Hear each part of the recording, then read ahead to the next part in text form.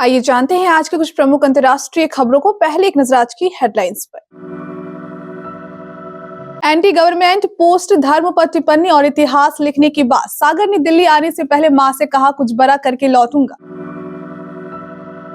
मोहन यादव के शपथ लेते ही चढ़ा सियासी पारा। शिवपाल यादव ने दिया जवाब। शिवराज वसुंधरा के सियासी भविष्य के सवाल पर बोले नड्डा, इनको इनके कद के हिसाब से देंगे काम। काशी विश्वनाथ धाम में दिवाली जैसा नजारा, हजारों दीपों से सजा मंदिर। ऐसी औलाद को पुलिस गोली मार दे, गोगा मेरी मर्डर के शूटर को पनाह देने वाले लेडी डॉन के पिता का बयान। विरोधियों ने मुझे नहीं 25 करोड़ अवाम को सजा दी। भ्रष्टाचार के मामले में बड़ी होने पर छलका नवाज शरीफ का दर। अमेरिकी राष्ट्रपति जो बाइडेन की जेलेंस्की से मुलाकात, देखे दुनिया से जुड़ी बड़ी खबरें। सैम बहादुर की बॉक्स ऑफिस पर पकड़ मजबूत, 13वें दिन विक्की कौशल की फिल्म ने की इतनी कमाई। बॉक्स ऑफिस पर जमी हुई है एनिमल, 13वें दिन तोड़ा पठान और दंगल का रिकॉर्ड। और आज टीम इंडिया के लिए करो या मरो, सीरीज बचाने के लिए सूर्या ब्रिगेड पर बड़ा प्रेशर। संसद हमले में शामिल आरोपी सागर शर्मा के घर लखनऊ पुलिस पहुंची। उन्होंने बताया कि वह घर से जाते वक्त ये कहकर निकला था कि मां, मैं कुछ बड़ा करके आऊंगा। इसके अलावा सागर के सोशल मीडिया को खंगाला गया तो पाया कि वो केंद्र सरकार के खिलाफ भी पोस्ट करता रहता था। यहाँ तक इतिहास लिखने की बात करता था और स्टेटस लगाता था। उत्तर प्रदेश की लखनऊ पुलिस ने संसद हमले में शामिल सागर शर्मा के बारे में नया खुलासा किया है। बताया कि पुलिस को सागर के घर से तफ्तीश में पता चला कि वो सोशल मीडिया पर काफी एक्टिव था, केंद्र सरकार के खिलाफ भी पोस्ट करता रहता था। मध्य प्रदेश में बीजेपी विधायक दल के नेता और उज्जैन दक्षिण से विधायक मोहन यादव ने बुधवार को भोपाल में मध्य प्रदेश के मुख्यमंत्री पद की शपथ ली। मोहन यादव को राज्य की राजधानी भोपाल के लाल परेड मैदान में राज्यपाल मंगू भाई पटेल ने पद की शपथ दिलाई। लेकिन मोहन यादव पर समाजवादी पार्टी नेता शिवपाल यादव द्वारा दिए गए बयान की काफी चर्चा है। दरअसल मोहन यादव के एमपी का मुख्यमंत्री बनने के बाद ये चर्चा चल रही है कि इसका असर हिंदी पट्टी के राज्यों में पड़ेगा। खास तौर पर इसका असर बिहार और उत्तर प्रदेश में पड़ने की संभावना जताई जा रही है। दावा है कि अब यादव बिरादरी का वोट बैंक बीजेपी की ओर भी शिफ्ट हो सकती है। बीजेपी का दावा है कि मोहन यादव यूपी में जब चुनाव प्रचार करेंगे तो इसका सीधा असर यादव वोटर्स पर पड़ेगा और सपा को सीधी चुनौती मिलेगी। बाबा विश्वनाथ के मंदिर परिसर से लेकर शंकराचार्य चौक तक हजारों दीपों की माला से काशी विश्वनाथ धाम चमक उठा। इस दौरान सैकड़ों भक्तों ने वहां दीप दान भी किया। दरअसल काशी विश्वनाथ धाम के लोकार्पण की दूसरी वर्षगांठ पर धाम में सुबह से ही आयोजन किए जा रहे हैं। शंख और डमरू वादन के बाद महारुद्राभिषेक और हवन पूजन का भी मंदिर प्रशासन ने किया। उसके बाद शाम होने के साथ दीपों की लड़ियां सजने लगी और जब इन दीपों ने रोशनी बिखेरी तो पूरा धाम जगमगा उठा। इस दौरान कहीं दीपों की माला से ओम तो कहीं भगवान शिव के त्रिशूल की आकृति उकेरी गई। इन तमाम आयोजनों के अलावा वाराणसी में शिव बारात भी निकली, जिसमें भगवान शिव के गण यानी भूत पिशाच भी नजर आए। इस शिव बारात के दौरान हर हर महादेव के जय घोष से काशी गूंजती रही। बताते चले कि काशी विश्वनाथ धाम में 2 साल में करीब 13 करोड़ भक्तों ने मत्था टेका है। इसके अलावा भक्तों ने 100 करोड़ का चढ़ावा भी बाबा को चढ़ाया है। श्री राष्ट्रीय राजपूत करनी सेना के अध्यक्ष सुखदेव सिंह गोगा मेरी की हत्या के शूटर नितिन फौजी को अपने फ्लैट में पनाह देने वाले लेडी डॉन पूजा सैनी को पुलिस गिरफ्तार कर चुकी है। पूजा के माता पिता बेटी की करतूत से बेहद दुखी है। उनका कहना है कि ऐसी औलाद का पुलिस एनकाउंटर भी कर दे तो भी कोई अफसोस नहीं होगा। पूजा सैनी मूल रूप से टोंक जिले के अलीगढ़ कस्बे की रहने वाली है। पिछले कुछ वर्षों से जयपुर में जॉब करने के नाम पर वह घर वालों को गुमराह कर रही थी।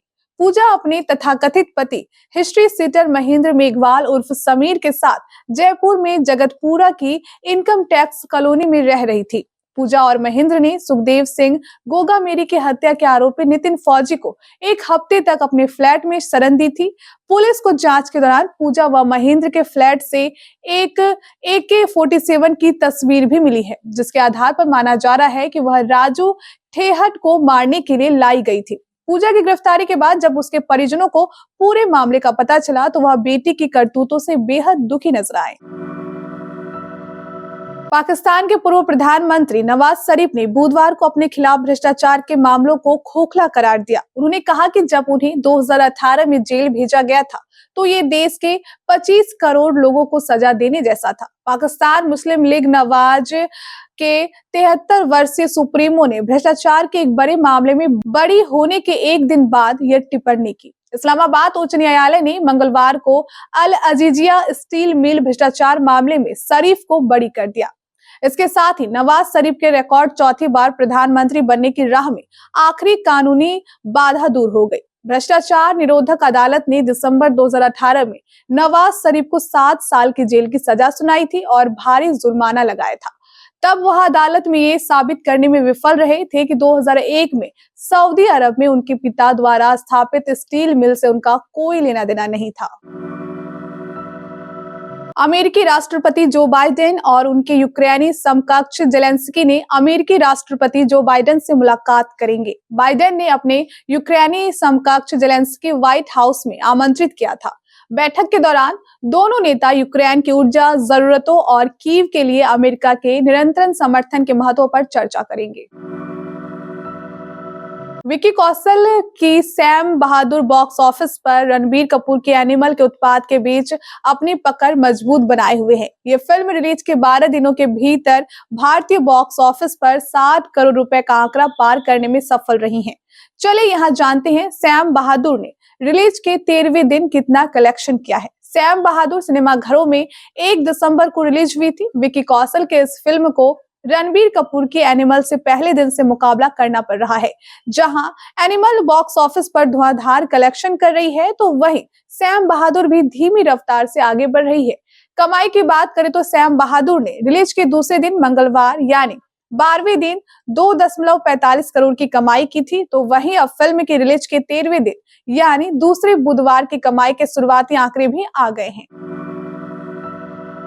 Ranbir Kapoor starrer animal release होने के बाद से सिनेमाघरों में धमाल मचा रही है। इस क्राइम थ्रिलर का क्रेज फैंस के सिर चढ़कर बोल रहा है और इसी के साथ ये फिल्म हर दिन करोड़ों कमा रही है और अपने कलेक्शन में इजाफा करती जा रही है। यहाँ तक कि वीकडेज में भी एनिमल टिकट खिड़की पर शानदार परफॉर्म कर रही है। चलिए यहाँ जानते हैं एनिमल ने रिलीज के 13वें दिन कितनी कमाई की है। एनिमल बॉक्स ऑफिस पर राज कर रही है। इस ए रेटेड फिल्म को दर्शकों का जबरदस्त रिस्पांस मिला है। दरअसल फिल्म में रणबीर कपूर के कभी ना देखे गए अवतार को देखने के लिए सिनेमाघरों में ऑडियंस की भीड़ उमड़ रही है। यहाँ तक कि फिल्म के रिलीज के दूसरे हफ्ते में भी ये सिलसिला बरकरार है।